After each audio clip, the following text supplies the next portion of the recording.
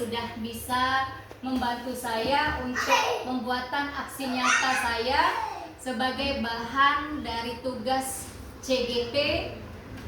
Saya Indrawati Marita, CGP Angkatan 11 asal Kabupaten Batanghari dari SD Negeri 34 Ratai. Di sini tugas saya untuk membuat aksi nyata diseminasi budaya positif modul 1.4 yang akan kita terapkan di sekolah dalam proses belajar mengajar.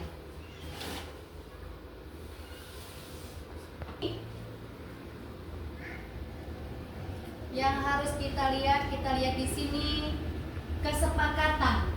Kita lihat kesepakatan ini, kita harus bikin kesepakatan di dalam kita akan melakukan kegiatan aksi nyata ini. Sebagai tugas saya, kita sepakat di sini, kita buat kesepakatan bersama bahwa di dalam nanti selama kegiatan berlangsung, saya mohon atur waktunya kita bagi. Di saat saya yang berbicara, saya mohon Bapak Ibu untuk mendengarkan. Nanti ada saatnya Bapak Ibu yang saya minta untuk bertanya atau mengemukakan pendapat. Selanjutnya saya mohon Bapak Ibu semua untuk bisa mengikuti kegiatan ini dari awal sampai akhir. Selanjutnya lagi kita saling menghargai. Di sini kita mungkin ada teman nanti yang akan atau rekan guru yang mengemukakan pertanyaan atau berpendapat, nanti kita saling menghargai. Dimana jika ada yang bertanya, kita dengarkan pertanyaannya. Terus kalau ada teman yang menjawab, kita pun dengar apa jawabannya sehingga kegiatan kita bisa berlangsung dengan baik. Nah, sepakat Bapak Ibu? Sepakat. Terima kasih atas pengertiannya. Nah, selanjutnya di sini saya ingin bertanya kepada Bapak Ibu semua, apa pendapat Bapak dan Ibu semua tentang hukuman dan penghargaan? Ada yang bisa, apa itu hukuman dan apa itu penghargaan? Kalau di ruangan kelas kita pernah tidak menghukum anak? Pernah. Pernah Bu? Pernah. Mengapa Bu Yanti menghukum anak? Nah, seperti ini Bu. Misalnya anak itu tidak mengerjakan tugas saat kegiatan belajar. Ya. Hukumannya diberi dia mengerjakan tugas itu 2 kali lipat. Di depan dia sendiri. Nah, itu berupa hukuman. Nah, tujuan Bu Yanti melakukan hukuman itu apa? Supaya anak itu dia bisa bertanggung jawab dengan tugas yang diberikan. Oke. Kita kasih tepuk wow untuk Bu Yanti. Ayo. Ayo, yuk mundur. Kasih O, kasih O, kasih W, kasih O, kasih W. Wow. Oke, terima kasih Bu Yanti. Nah, ada lagi enggak yang bisa? Ya, Bu Nur, silakan. Terima kasih atas kesempatannya. Assalamualaikum warahmatullahi wabarakatuh. Waalaikumsalam warahmatullahi wabarakatuh. Nama saya Nur Aidatus Sadia. Saya mengajar di kelas 3A. Mungkin saya akan memberikan pendapat tentang hukuman dan penghargaan. Kalau kami di kelas 3 bukan semacam hukuman ya, kami namanya konsekuensi, karena kami sudah membentuk kesepakatan kelas itu di awal. Salah satu contohnya kalau siswa tidak mengerjakan PR gitu kan, nah kami menyepakati dengan siswa itu waktu di awal semester kemarin. Jadi menyepakati dengan siswa bahwa siapa yang tidak mengerjakan itu dia harus mengerjakan sampai selesai sambil berdiri. Nah kemudian dan juga lagi ada dendanya. Nah denda itu nanti masuk untuk kas gitu kan. Nah itu yang kami lakukan. Jadi itu kalau kami mengambilnya bukan hukuman tapi itu konsekuensi karena dia sudah melanggar kesepakatan. Oke, terima kasih Bu Nur. Kita kasih W. kasih O, kasih W, jawaban dari pendapat dan jawaban dari Bu Yanti dan Bu Nur benar. Tapi, nah ini Bu ya, kita hukuman itu kita bertujuan bertujuan untuk mendidik. Tapi ada kalanya anak-anak akan takut. Nah, jadi di situ kita boleh menghukum, tapi jangan menjadi kita sebagai apa nih? Nah, ada kita sebagai teman, ada sebagai pembuat rasa bersalah, ada sebagai penghukum. Kita memposisikan diri kita di mana nih? Kalau Bu Yanti tadi posisinya sebagai guru, sebagai ya gurunya sebagai penghukum, jadinya Bu ya, penghukum. Kalau Bu Nur jadi pembuat rasa bersalah, karena dia merasa bersalah karena sudah melanggar kesepakatan kelas. Ada tidak Bapak Ibu yang pernah memposisikan diri ketika anak melakukan kesalahan sebagai teman? Sebagai teman bagi anak dengan cara seperti apa? Jarang sekali kita melakukan sebagai teman. Terkadang ada karakter anak yang tidak bisa, kalau kita kasih hukuman, dia terkadang akan benci dengan kita sebagai guru. Dan kalau membuat rasa bersalah, akhirnya dia akan minder dan malu dengan teman-temannya karena sudah melanggar kesepakatan kelas. Tujuan kita membuat disiplin, tapi ada kalanya yang harus kita lakukan menjadikan anak harapan kita tadi ya, mungkin yang Bu Nur lakukan harapannya anak itu tidak akan mengulang lagi. Tapi ada juga yang sudah kita buat seperti itu tetap diulangi lagi. Nah, jadi disinilah kita akan membahas lebih lanjut tentang apa itu hukuman dan penghargaan. Nah, di sini ada kasusnya.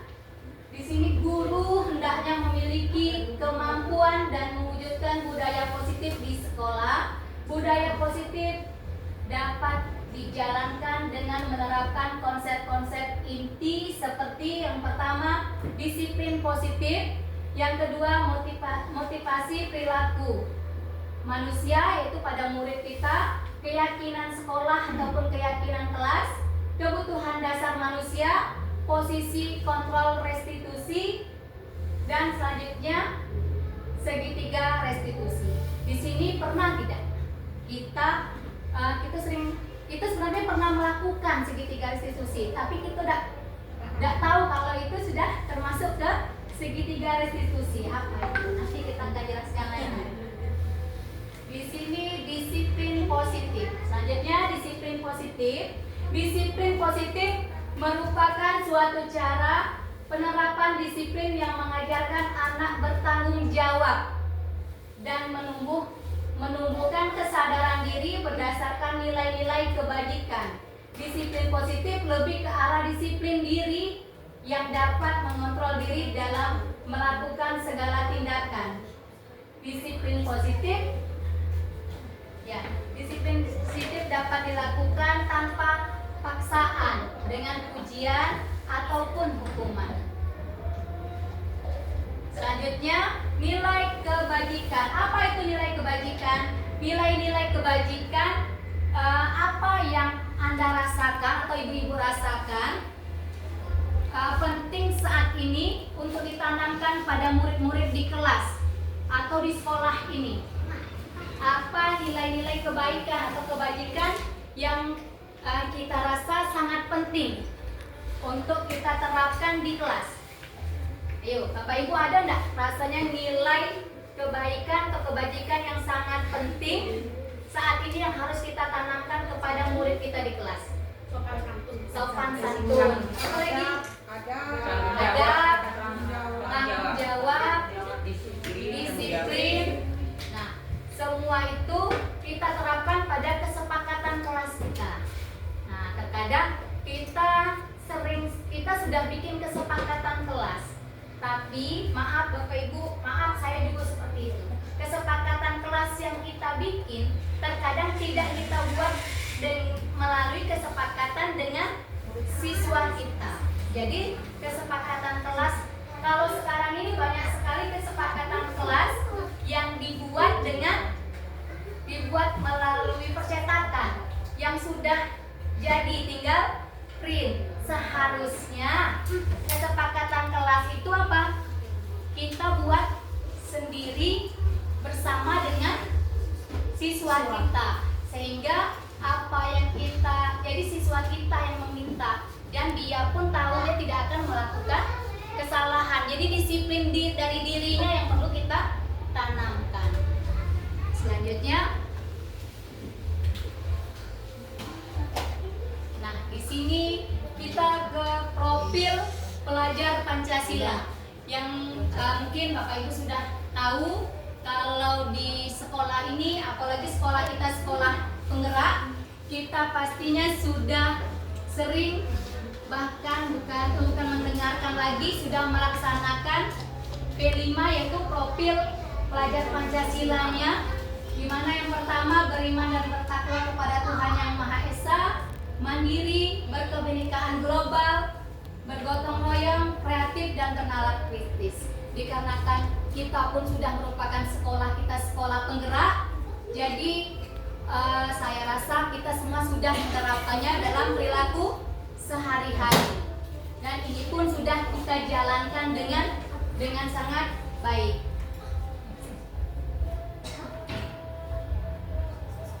Nah, di sini sebagai seorang guru, saat Anda hadir mengajar di kelas tepat waktu, ini ada kasus sedikit dulu.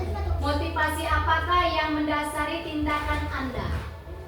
Apakah Anda datang tepat waktu karena tidak ingin ditegur oleh atasan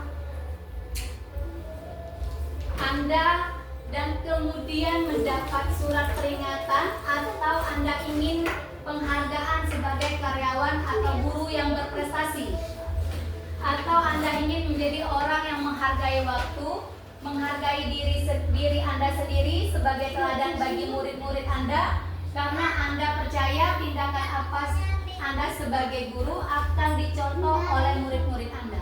Nah, kalau ibu-ibu memposisikan dirinya di mana ini, Bu? Menjadi contoh bagi murid.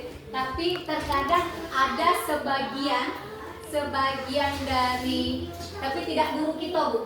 Ada sebagian dia melakukan tindakan atau kegiatan melakukan ini dikarenakan tidak pengen ditegur oleh atasan, karena takut dengan aturan yang berlaku, bukan karena disiplin pada diri sendiri. Ada juga yang guru ini dikarenakan ya takut nanti kalau terlambat ditegur atasan, nanti kalau terlambat berhubungan dengan penilaian kinerja, bukan pada dirinya sendiri. Nah, mindset seperti ini yang nantinya akan coba kita coba robah supaya kita lebih ke dari diri sendiri, disiplin pada diri sendiri. Selanjutnya ke motivasi perilaku manusia. Di sini motivasi perilaku manusia ada 3. Yang pertama, untuk menghindari ketidaknyamanan atau hukuman. Yang kedua, untuk mendapatkan imbalan atau penghargaan dari orang lain. Yang ketiga, untuk menjadi orang yang mereka inginkan atau menghargai diri sendiri dengan nilai-nilai yang mereka percaya. Mudah-mudahan kita semua yang ada di sini bisa menerapkan ini. Nah, menurut Bapak Ibu yang mana nih yang harusnya nanti kita posisikan diri kita? Ya, kita boleh untuk menghargai ketidaknyamanan atau hukuman, boleh. Berarti takut dihukum. Nah, terus untuk mendapatkan imbalan atau penghargaan, kalau kita melakukan kesalahan nanti kita akan dapat hukuman. Nah, boleh juga, tapi yang lebih bagus lagi kita ambil yang memposisikan diri kita pada posisi ketiga, untuk menjadi orang yang mereka inginkan, yang kita sendiri inginkan, dan menghargai diri sendiri dengan nilai-nilai yang kita percaya. Jadi mudah-mudahan kita semua bisa menerapkan yang ketiga. Selanjutnya di sini ke keyakinan kelas. Nah, di sini seorang guru berperan dalam mewujudkan terbentuknya keyakinan kelas dengan adanya kesepakatan antara guru dan murid. Mulai untuk selanjutnya kita bikin kesepakatan kelas itu tidak hanya kita sepihak, tidak hanya guru, kita bikin kesepakatannya bersama, benar-benar bersama murid kita. Terus keyakinan kelas berupa pernyataan-pernyataan universal yang mudah diingat dan dipahami dan harus diterapkan di lingkungan sekolah. Nah, keyakinan kelas, bagaimana cara membentuk keyakinan kelas? Di sini cara membentuknya yang pertama, kita pembuatan keyakinan kelas melibatkan semua warga kelas. Kalau perlu semua siswa, walaupun kita kelas 1 yang masih kecil, tapi kita harus libatkan anak-anak murid kita untuk pembuatan keyakinan kelas. Yang kedua, keyakinan kelas hendaknya tidak terlalu banyak sehingga mudah diingat dan dipahami oleh semua warga kelas. Yang ketiga, menggunakan kalimat positif. Yang keempat, keyakinan sebaiknya sesuatu yang dapat diterima di lingkungan tersebut. Yang kelima, perlu adanya tinjauan kembali keyakinan kelas dari waktu ke waktu agar tetap relevan. Terkadang kita nih, yang nomor 5 nih, yang terkadang kita sekali kita bikin keyakinan kelas, kita pakai terus. Padahal seharusnya keyakinan kelas itu kita sesuaikan. Kalau kita anggap tidak relevan lagi, bisa kita ganti lagi kesepakatan keyakinan kelasnya, kesepakatan antara guru dan siswanya.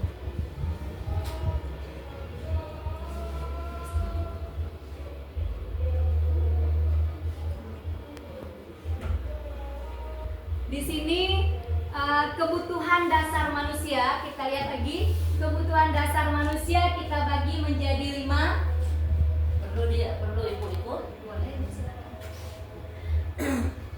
Yang pertama yaitu kebutuhan untuk bertahan hidup, kasih sayang dan rasa diterima, penguasaan, kebebasan dan kesenangan. Nah, di sini kita lihat ketika seorang murid melakukan suatu perbuatan yang bertentangan dengan nilai-nilai kebajikan atau melanggar peraturan, hal itu sebenarnya dikarenakan mereka gagal memenuhi kebutuhan dasar mereka. Di sini ada studi kasusnya. Ibu Zulaika, guru wali kelas sedang bingung menghadapi ulah seorang siswanya di kelas. Beberapa anak telah mengeluhkan Tommy yang seringkali meminta bekal makan siang pada mereka dengan paksa. Jika ada yang menghadapi situasi seperti ini, Zulaika, apa yang Anda lakukan? Menurut Anda kira-kira apa alasan Doni melakukan hal itu? Dia melakukan hal seperti itu. Ada yang bisa membantu? Apa alasan Ibu Zulaika? Ibu Zulaika, guru wali kelas sedang bingung menghadapi ulah seorang murid di kelasnya Tommy. Beberapa anak telah mengeluhkan Tommy yang seringkali meminta bekal makan siang dengan paksa. Nah, jika kejadian seperti itu, apa yang kita lakukan? Kalau ada anak yang minta bekal makan secara paksa, nah sebagai seorang guru apa yang kita lakukan? Ya, ada yang tahu? Pengertian. Dikasih pengertian, kasih pengertian, kasih nasihat.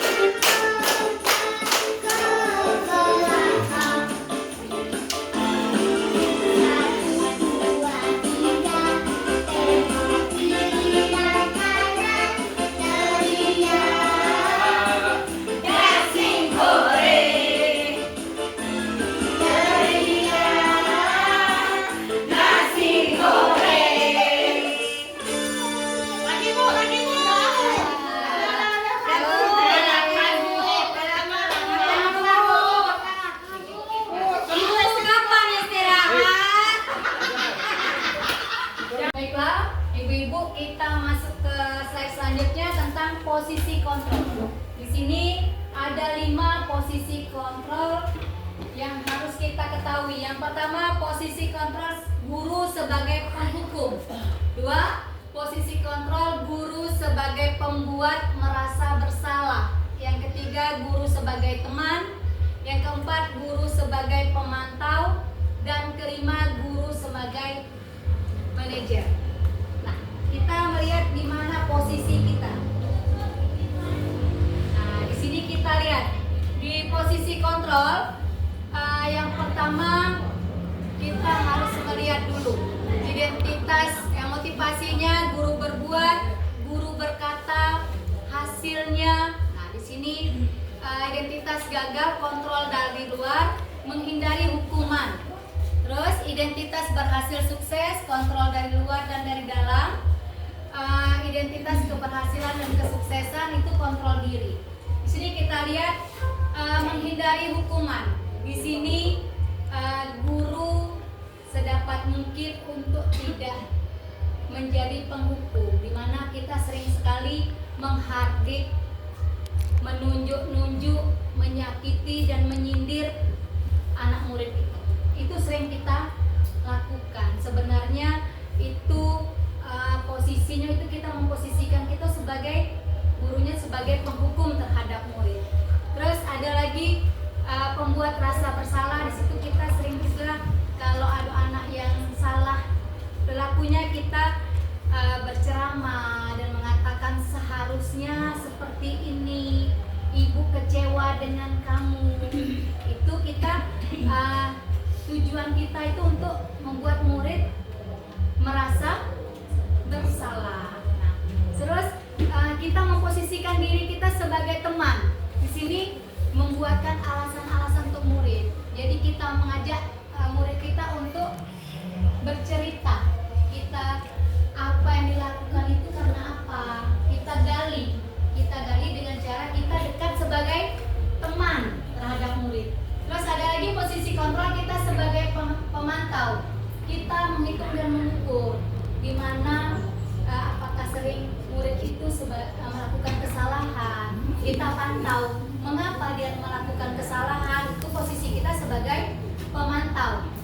Terus kalau posisi kita sebagai guru sebagai manajer, kita mengajukan pertanyaan-pertanyaan yang nantinya membuat murid kita bisa seperti apa dan karena apa dia melakukan kesalahan.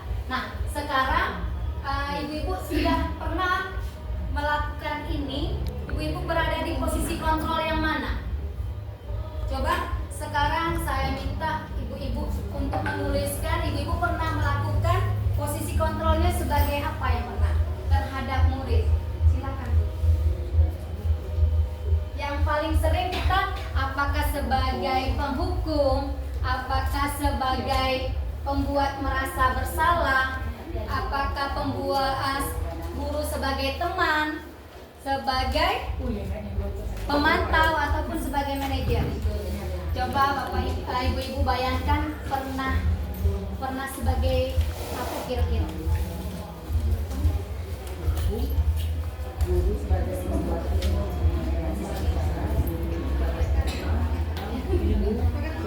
pemantau. Sebagai pemantau. Ya kan kita silakan Bu, jujur ini kita pernah melakukannya sebagai apa? Dalam posisi apa? Satu ya Bu. Satu. Kalau bisa, kalau seandainya kita lebih pernah melakukannya, memposisikan diri kita lebih dari satu posisi, silakan. Boleh. Aku sering sebagai teman, sebagai guru juga pernah. Silakan.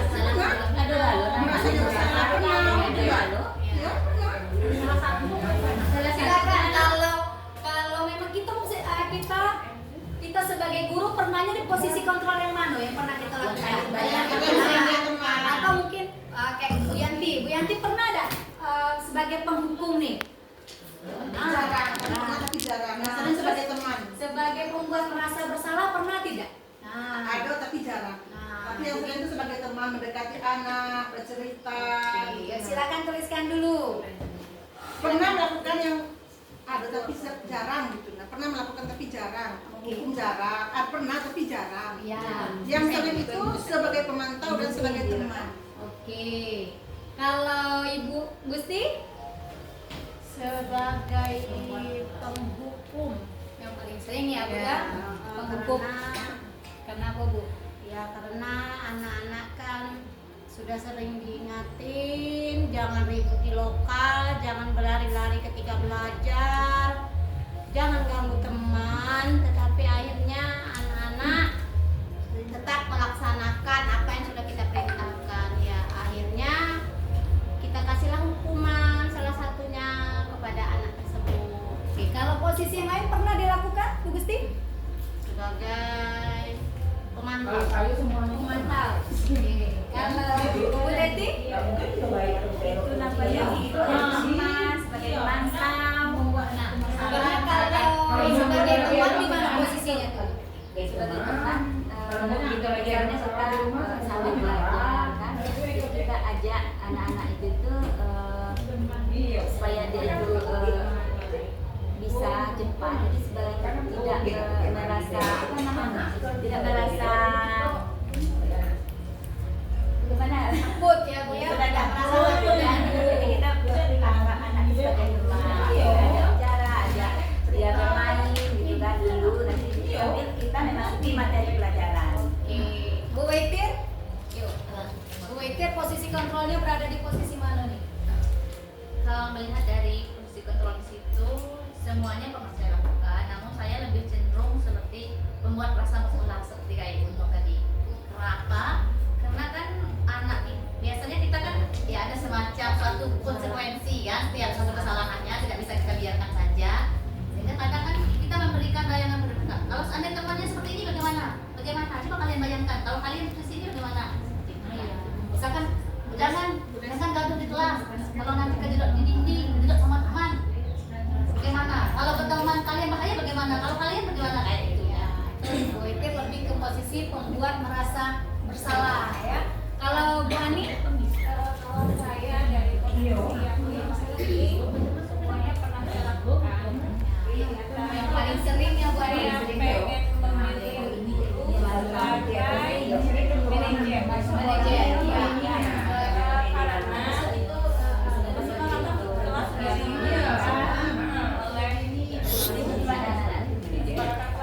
diberikan oleh guru. Jadi guru manajer sudah bersih belum, tugas sudah belum, dan seterusnya. Pokoknya guru sudah manajer Memantau ya.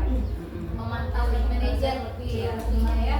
Kalau Bu Nani posisinya sebagai apa Bu Nani? Yang pernah dilakukan? Saya sering sebagai guru, sebagai teman.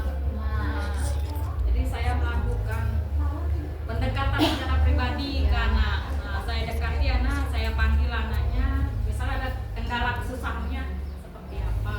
gitu kan. itu berarti lebih sering dalam memposisikan diri sebagai teman terhadap anak-anak. Oke, kalau Bu Nika? Kalau saya dari 5 kontrol tersebut pernah menggunakan semua kontrol tersebut dalam situasi yang berbeda. Cuman cenderung ke yang manajer.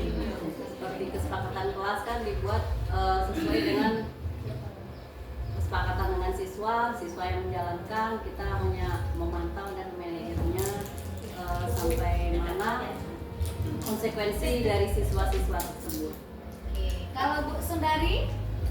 Kalau saya yang sering saya lakukan itu sebagai pembuat merasa bersalah sama sebagai teman, itu diposisikan pada perlakuan pada siswa yang berbeda, karena ada anak-anak yang kemampuannya terbatas, itu mau dibikin hukuman bagaimana karena tidak cocok, jadi memang harus diajak ngobrol, dijadikan teman. Oke, kalau Bu Nur? Mungkin dari kelima ini sudah pernah melakukan sesuai dengan apa Kriteria yang kesalahannya ya. Ya, dengan situasi yang berbeda-beda. Cuma yang paling sering mungkin membuat merasa bersalah. Iya. Jadi kalau mereka melanggar kesepakatan kelas, nah mereka kita kasih pengertian kenapa melanggar, jadi kendala kesalahan. Kalau Ibu Mahama? kalau saya di antara 5 posisi kontrol, saya pernah semua melakukan kesalahan.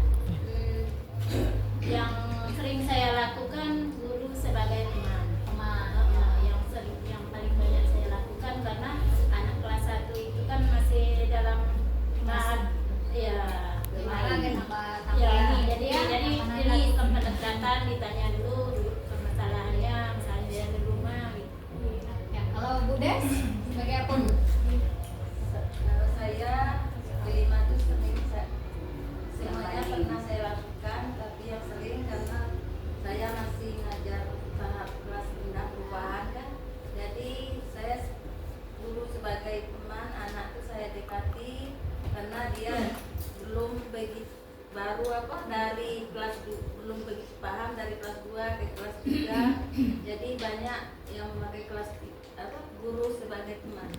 Kalau Bu Mary Nah, kalau saya dari kelima-lima posisi itu sudah sering saya lakukan ya. Tetapi yang sering saya melakukan sebagai pembuat merasa bersalah. Nah, kemudian sebagai teman. Kalau Bunda sebagai apa Bunda? Kalau saya sebenarnya di dalam 5 posisi kontrol tersebut semuanya sudah pernah saya lakukan. Karena apa? Kadang-kadang tingkah laku anak itu bisa memancing emosi kita. Yang sebenarnya kita anak itu mau diajak sebagai teman, tapi karena sesuatu hal yang membuat kita kurang menyenangkan, kadang-kadang saya juga bisa sebagai hukum, kadang merasa bersalah juga sebagai teman juga, kadang-kadang pemantau dan manajer. Tapi kalau saya nilai pribadi saya lebih cenderung ke pemantau. Oke. Kalau Bu Rina? Ya, dari 5 posisi kontrol tersebut sudah pernah saya lakukan semuanya, tapi cenderung ke sebagai pembuat rasa bersalah. Di situ anak supaya dia berpikir bagaimana posisi dia seperti tadi kan, posisi dia seperti itu. Nah, dikatakan ke temannya tadi. Dari keseluruhan jawaban dari ibu-ibu semua itu semuanya benar. Nah, sebagai seorang guru kita memang sering melakukan 5 posisi kontrol itu. Tapi kalau sedapat mungkin kita menghindari posisi sebagai penghukum. Posisi sebagai penghukum boleh kita lakukan, tapi kalau bisa diminimalisir, jangan terlalu banyak sebagai penghukum. Karena terkadang ada anak yang dengan cara dihukum dia takut, tapi akan menimbulkan rasa dendam di hatinya, dan ini akan membekas sampai dia dewasa. Jadi kita di guru SD ini memang sebagai pondasi bagi anak-anak. Guru di guru SD ini pondasi bagi anak-anak, karena apa yang dirasakan, yang didapatkannya itu akan membekas sampai dia dewasa nanti untuk masa kedepannya. Saya minta tolong Bu Mary, kertasnya silakan ditempelkan sini Bu Mary. Bu Mary yang ngambil dari teman-teman. Ya. Di sebelah sini Bu Ani. Di sini Bu Gusti ya.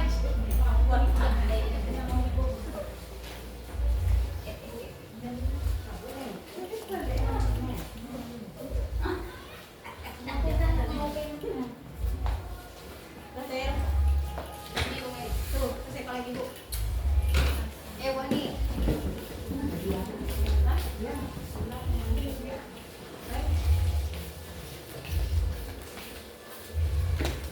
Masih Bu.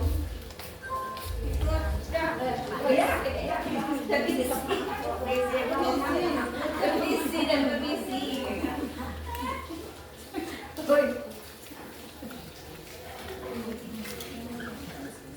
Itu aku dan di belakang.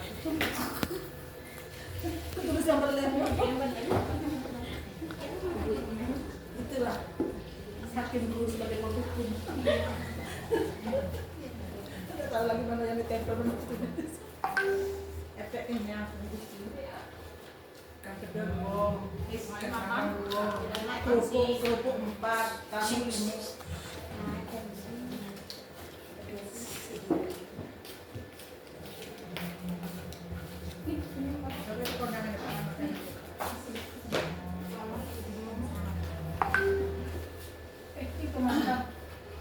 Oke, dari apa yang sedang kita tuangkan di dalam kertas post-it kita. Nah, ibu-ibu, ini juga kenapa saya coba menggunakan kertas post-it untuk kita semua. Ini juga bisa kita gunakan untuk belajar bersama anak-anak murid kita di kelas. Ini kita dengan dia melakukan kesalahan, kita suruh dia untuk melakukan untuk kedepannya dia tidak akan melakukan kesalahan lagi. Apa yang harus dilakukannya? Bisa kita suruh dia. Dan terkadang ada anak yang tidak bisa untuk langsung mengungkapkan, Bu, kami tidak bakal ini lagi, tapi tidak berani. Tapi dengan menulis, kami berjanji kami tidak ini mungkin bisa di sini, Bu. Nah, ini salah satu media untuk kita bisa keluhan anak, atau juga sebagai media atau alat pembelajaran untuk anak lebih aktif lagi. Ini untuk kelas 1, 2, dan 3. Mungkin silakan tuliskan angka 1. Yang sudah bisa menulis silakan tempelkan ke depan. Nah, ini juga salah satu media pembelajaran yang murah meriah dan menarik. Nah, selanjutnya di sini kita masuk ke segitiga restitusi. Tahap dalam segitiga restitusi ada 3: menstabilkan identitas, validasi tindakan yang salah, dan menanyakan keyakinan.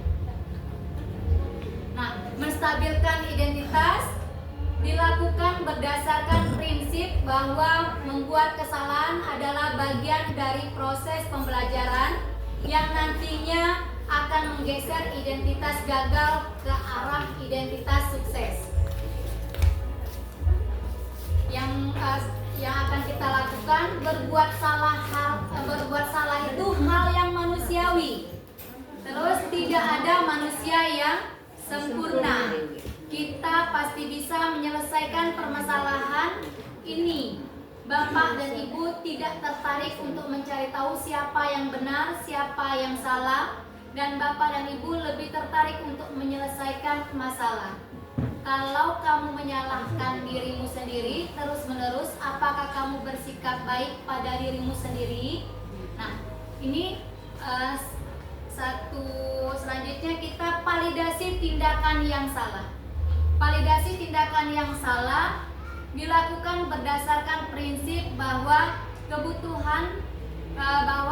perilaku berupaya memenuhi suatu kebutuhan tertentu, sehingga guru atau orang tua akan bergeser dari pemikirannya, stimulus respon menjadi proaktif, serta akan lebih mengenali dan mengakui kebutuhan murid dan anak.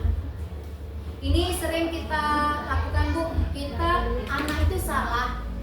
Di kelas itu anak itu salah. Kita sudah melakukan dalam posisi kontrol, kita mengajak orang tua ke sekolah, menemui orang tua, memberitahu ke orang tua kalau anak itu salah, dan minta orang tua membantu untuk menyelesaikan permasalahan. Terkadang orang tua tidak terima. Dia merasa anaknya baik, anaknya bagus, anaknya pintar. Padahal kita dari jam 7 sampai jam 12 anak di sekolah, kita yang lebih tahu perilaku anak di sekolah. Selanjutnya, menanyakan keyakinan. Menanyakan keyakinan dilakukan dengan memberi pertanyaan-pertanyaan bermakna kepada murid atau anak untuk memunculkan motivasi secara instinktif sehingga mampu mengaitkan keyakinan dengan tindakan yang salah. Nah, ini saya sudah pernah melakukan segitiga restitusi di kelas dengan siswa saya, di mana ini terjadi pada saat waktu itu hari Jumat. Ada siswa saya yang laki-laki tidak memakai peci. Tidak memakai peci sesuai dengan kesepakatan kelas dan kesepakatan sekolah, itu melanggar kesepakatan. Karena di sekolah setiap hari Jumat siswa laki-laki harus menggunakan peci, tapi dia tidak menggunakan peci. Di sini tidak langsung kita sebagai pembuat menghukum, tidak menghukum. Jadi kita sebagai pemantau, kita tanya dulu apa yang menyebabkan dia tidak membawa peci. Nah, dari situ kita menggali informasi. Ternyata dia pagi-pagi bangunnya kesiangan sehingga terburu-buru berangkat ke sekolah atau pecinya ketinggalan. Berarti bukan disengaja untuk tidak memakai peci. Terkadang kita guru sering seperti itu, Bu. Tidak mau terima alasan anak sehingga anak merasa kesal. Dia tahu dia salah, tapi dia punya alasan. Kita dengarkan dulu alasannya. Jangan sampai kita menghukum tanpa mendengarkan alasan dari siswa kita. Yang kedua itu saya juga siswa yang putri di situ. Waktu itu dia memakai sepatu berwarna putih. Kenapa? Di aturan sekolah kita di SD 34 tidak boleh siswa memakai sepatu berwarna putih, harus memakai sepatu warna hitam. Tapi setelah didengarkan alasannya, ternyata pulang dari sekolah di hari Kamis, dia termasuk kakinya ke dalam got dan sepatunya kotor, jadi harus dicuci dan belum kering. Jadi itu harus kita dengarkan apa yang mereka sampaikan, jangan langsung kita menghukum. Hukuman tetap aturan tetap diterapkan, tapi harus sesuai dengan tingkat kesalahannya.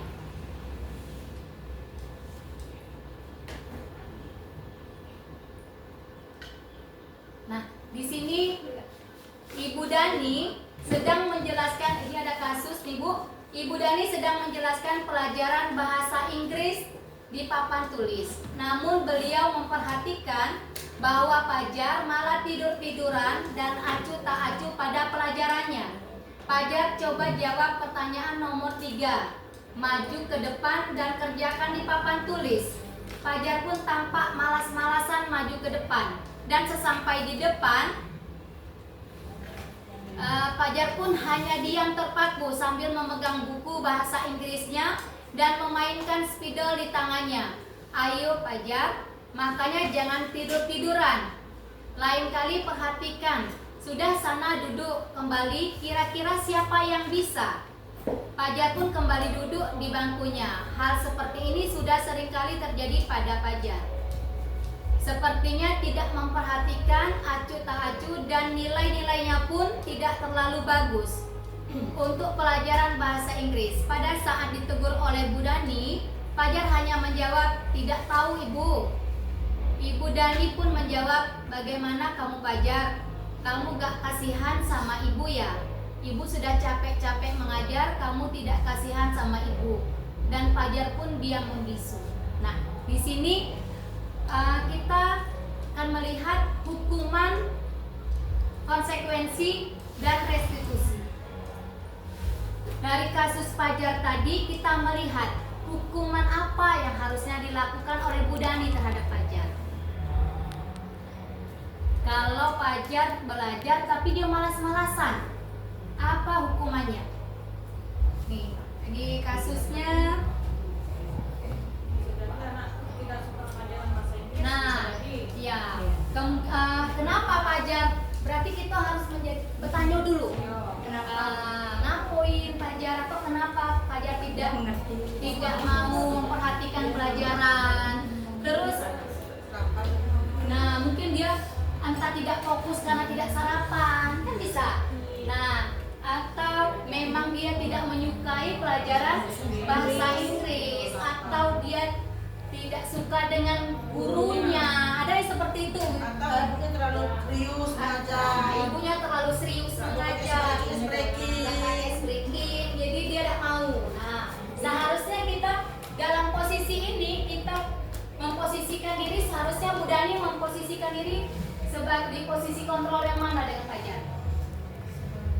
Itu kalau Ya, dari kelas aja bukan bahasa Inggris juga sudah pelajaran. pelajaran. Iya. Jadi gimana tuh? Nah, Bilang tidak suka, mungkin dia tidak suka dengan guru kata Bu Yani. Tapi waktu kelas 2 tidak suka dengan guru kelas 2, tapi sudah gayanya kayak itu nampaknya dari kelas 1, 2, 3 sekolah jarang, sekolah nulis tidak pernah selesai. ya, jadi acu tak acu kalau ya Bu ya, kalau ibu guru bilang kasihanlah ibu nih, ibu nih sudah minta dengan guru sebelumnya kamu bisa naik, ini Iya. akhirnya Sudah membuat seperti anak ini bersalah. lagi. Nah, itu Sudah kita sebab memposisikan diri sebagai apa Bu?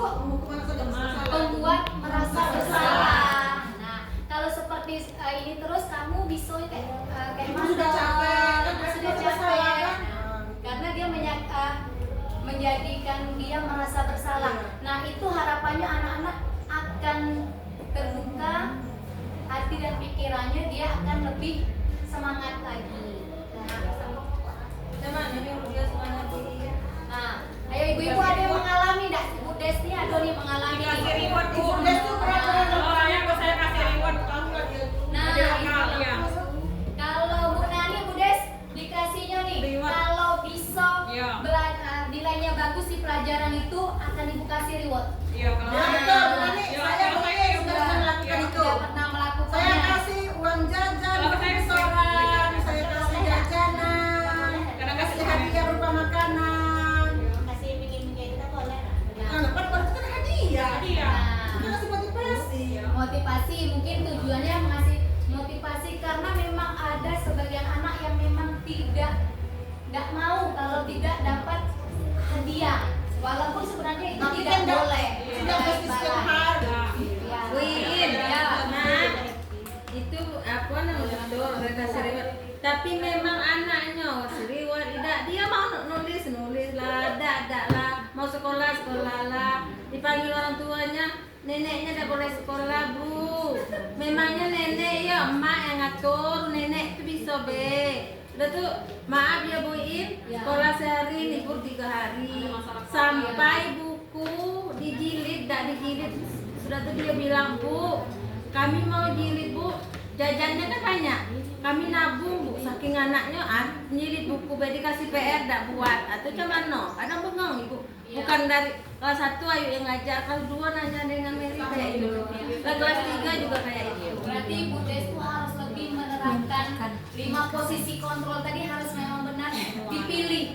Kalau perlu bukan cuma dipilih, semuanya kita terapkan.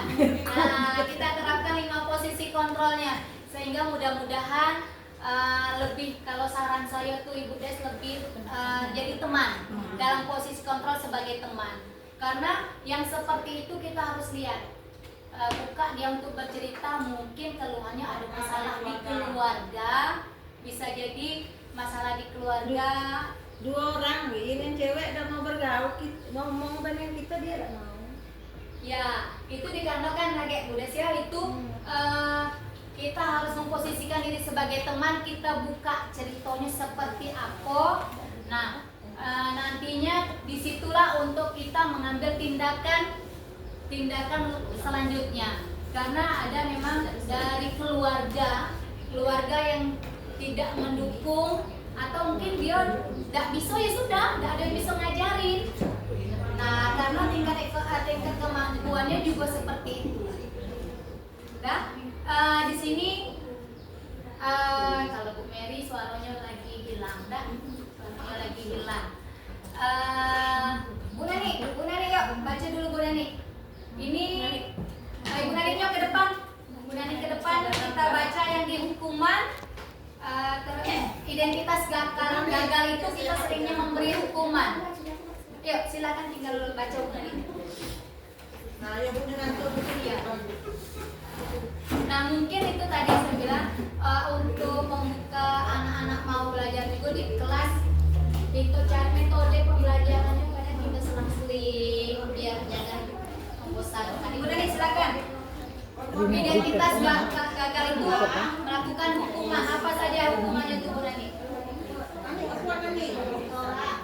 Iya, di sini Ibu ya ada identitas kegagalan, kita bisa memberikan hukumannya, bisa berupa murid atau anak belajar menyembunyikan kesalahannya. Yang kedua,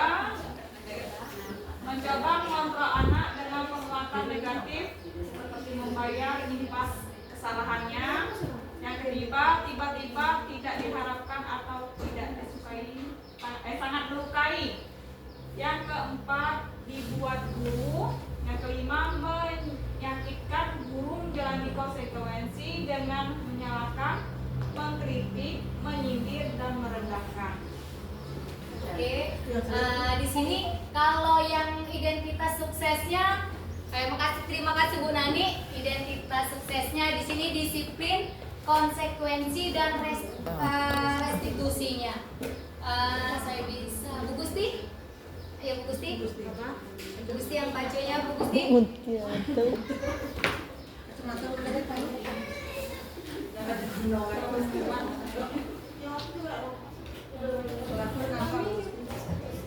Identitas sukses, disiplin, ada 2, konsekuensi dan restitusi. Yang konsekuensi, murid garis miring anak belajar taat peraturan. Kedua, coba mengontrol anak dengan kekuatan positif. Yang ketiga, kehilangan hak waktu jeda seorang diri, time out, penahanan, detention. Sudah diketahui masuk akal, kemudian dibuat oleh guru dan murid dan anak. Kemudian membantu guru menyatakan peraturan, melakukan peringatan, dan menerapkan konsekuensi. Oke, terus Bu Rina ya. Terima kasih Bu Gusti. Bu Rina yang restitusi. lewat apa masalah dulu. Restitusi, anak atau murid atau anak belajar memecahkan masalah. Anak paham bahwa dirinya sendiri yang pegang kendali kontrol. Murid atau anak tidak kehilangan waktu, namun bersemangat untuk memperbaiki diri. 4. Berupa undangan untuk mengadakan restitusi.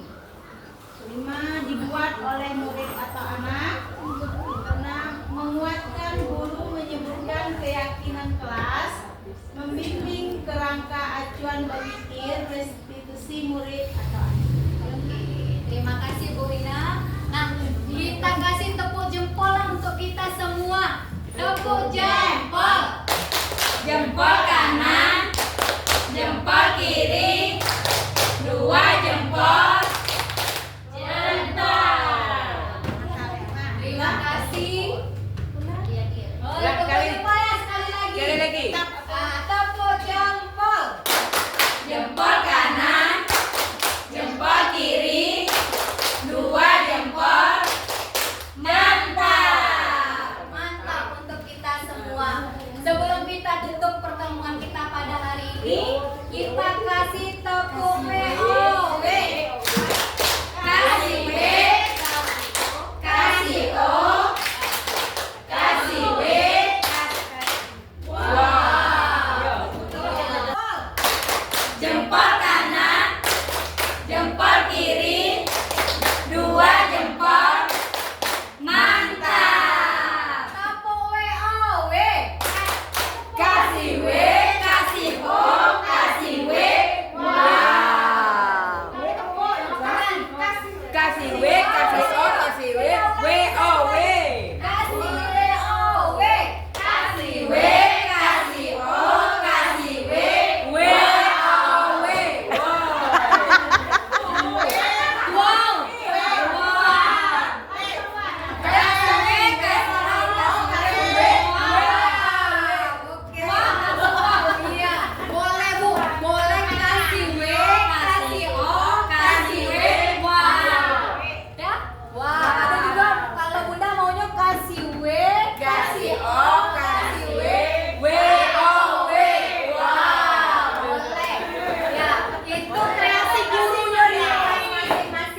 Yang penting ice breaking itu kita lakukan saat anak kita sudah jenuh. Kita lihat. Nah, kalau saya sering ini Bu Nur, alhamdulillah kegiatan gasingnya nih Bu Nur sudah jalan, kami sudah jalan gasingnya. Kami sering lakukan ice breaking dengan gasing itu yang setidak-tidaknya ya 1, 9, 2, 8. Nah, walaupun saya lihat 1 9-nya Dia tidak, kalau yang diajarkan Bu Nur tuh 1 ya? 1-9. Dia anak bilang, Bu kami tidak bisa, 9-nya gini, tangan kami. Oke, jelasnya 9-nya silakan. Nah, jadi dia 1-9, dia gini. Yang jelasnya tetap dia tidak bisa, katanya kelingkingnya tidak bisa. Jadi itu tidak menjadi masalah. Yang terpenting dia mengerti dengan pasangan 10-nya yang kita harapkan. Oke, alhamdulillah, terima kasih kepada ibu-ibu semua yang sudah meluangkan waktunya untuk bisa membantu saya untuk bisa melakukan aksi nyata di modul 1.4 tentang disiplin positif. Mudah-mudahan kita semua bisa menerapkan disiplin positif di kelas kita dan di sekolah kita. Dan mudah-mudahan itu didasarkan dari diri, bukan atas paksaan, karena takut dengan aturan yang berlaku, tapi mulailah dari diri sendiri. Terima kasih. Saya akhiri dengan wassalamualaikum warahmatullahi wabarakatuh. Waalaikumsalam.